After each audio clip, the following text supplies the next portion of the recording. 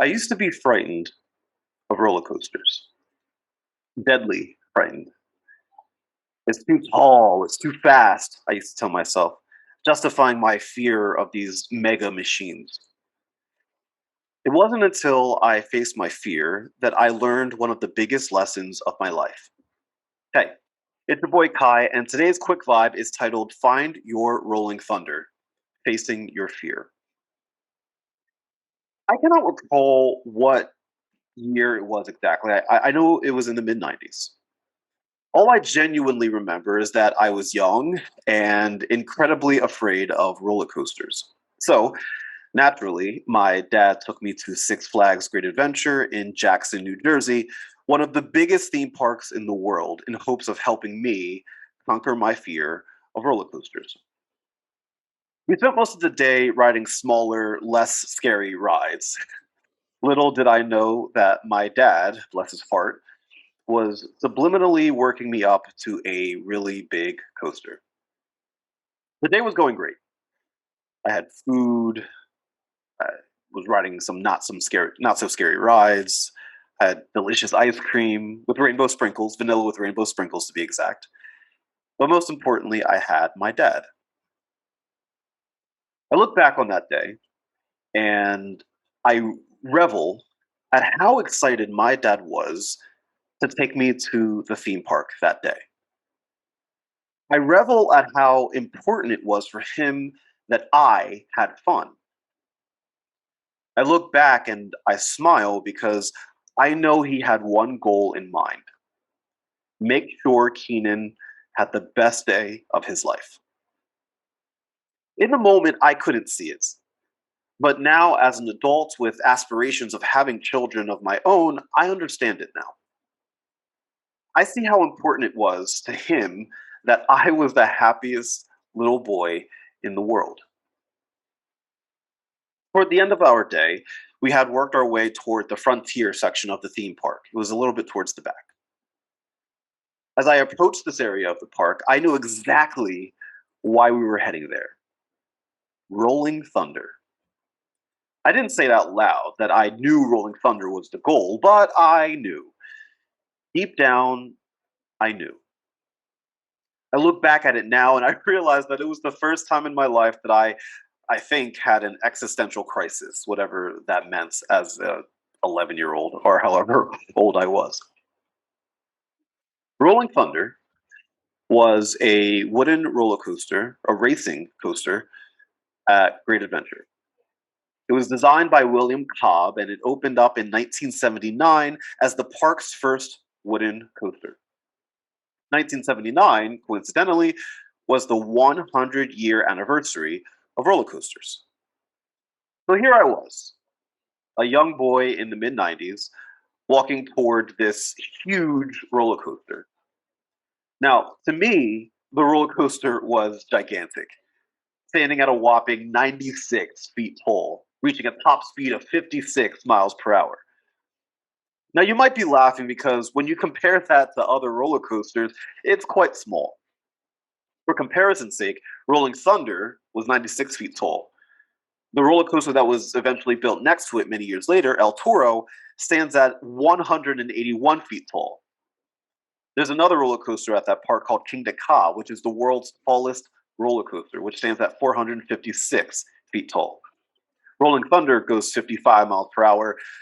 King Ka goes 128. But I digress. To me, as a young boy, I was staring at a giant. I had never been on something that tall before. I had never been on something that fast before. As my dad and I walked towards it, he asked me if I was ready to ride. I honestly don't know what came over me that day, but I, for some reason, said, yeah. For some reason, I woke up that morning and I chose death. Death by rolling thunder. I over exaggerate, of course, but I decided that in that moment that I was going to face one of my biggest fears. So we walked under this tall awning which had the Rolling Thunder logo on it.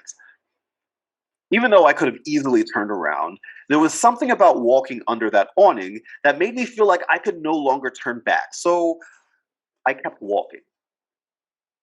What's really funny is that as we were waiting in line, I thought that I was playing it cool, acting like I wasn't shivering in my white Nike sneakers.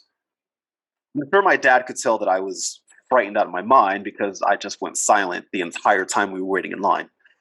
I didn't say a single word while we were waiting in line. After about 30 minutes, we had finally reached the station. We kept closer and closer and closer to the trains. As people exited the trains that returned to the station, I remember not being able to tell if they were happy or if they were sad or content, copacetic, whatever they were. I couldn't tell what they were feeling after they got off the ride. I think it was just a little bit of everything. I looked around and I saw a little bit of everything: fear, happiness, everything. And I think that scared me even more because I was looking at them to provide some sort of insight about how I was supposed to feel, how I was supposed to feel about the adventure that I was about to go on. We finally got up to the front of the line and the air gates opened. They finally opened for us. For all I know, from that point forward, my dad and I were the only people on the train. As soon as I sat down, the only thing I remember was me, my dad sitting to my right, the lap bar, and the lift hill, which was directly in front of us. This was really happening. The next thing I remember, the train was leaving the station. Even though I was secured into my seat with a seat belt and a lap bar, I still found the most comfort holding onto my dad's arm. His arm was the only thing that mattered to me as we slowly crept up the lift hill. Knowing my dad was next to me was the only thing that I needed in that moment. Click, click, click, click, click, click, click, click, click, click, click, click, click, click, click, click. Up the lift hill we went. The lift hill, the lift chain dragging my dad and I to what I felt was the clouds. As we reached the top, it felt as though time stopped. I closed my eyes and I weirdly accepted that this was it for me. After this is certain death. I feel my body slowly lift out of the chair. This is it. You're dying, I was saying to myself. And just when I felt like my body was going to fly out of my seat, it came back down. Confused, I opened my eyes and I realized that we were at the bottom of the first drop. Oh my God, I made it. Now we're going back up. And we reach the top of the next hill where my body experiences the same feeling of flight, the same feeling of feeling as though I'm surely leaving this vessel, this vehicle, but I don't. I come back down. For the next 90 seconds, this feeling repeats itself over and over and over and over and over again. I look over at my dad, who, come to find out, was looking over at me, I'm assuming the entire time. He was smiling. He was laughing as if he knew that everything was going to be okay. And obviously, it was. The fear I had, it suddenly turned into excitement. As the ride progressed, I realized that I had almost allowed my fear to prevent me from having the most enjoyable experience of my life with my dad. It was at that moment that I began thinking to myself, how many other things am I afraid of? How many other things am I stopping myself from enjoying? What made me scared of this ride in the first place? I was scared because it was tall. I was scared because it was fast. I was scared because I was going to experience something that I had never known. We, as humans, don't like what we don't understand. In fact, it scares us. But once we allow ourselves to experience that thing, we begin to understand it. We begin to understand why. And since that day, I've grown this affinity for roller coasters.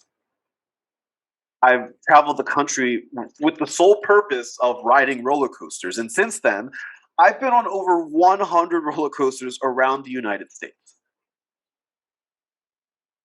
Friends, the fear you face in your daily life may not be literal roller coasters, but they are definitely things that scare you. They may be ambitions that are too tall. They may be dreams that are too big. They may be relationships that are moving too fast.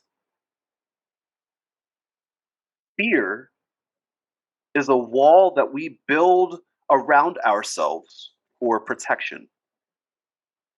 Protection from things that we don't understand. Now, I'm not going to sit here and tell you to never be afraid. I'm not going to sit here and tell you that you need to conquer every fear.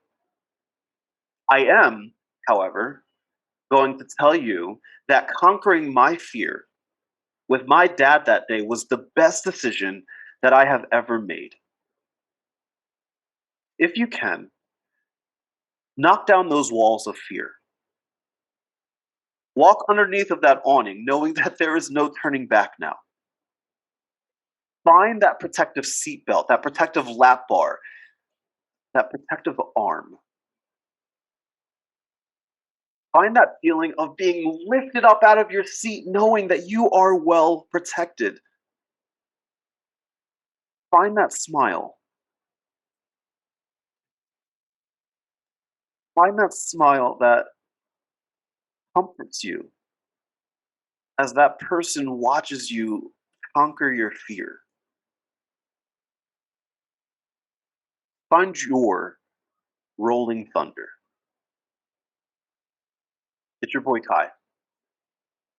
Thank you so much for watching. God bless and good vibes.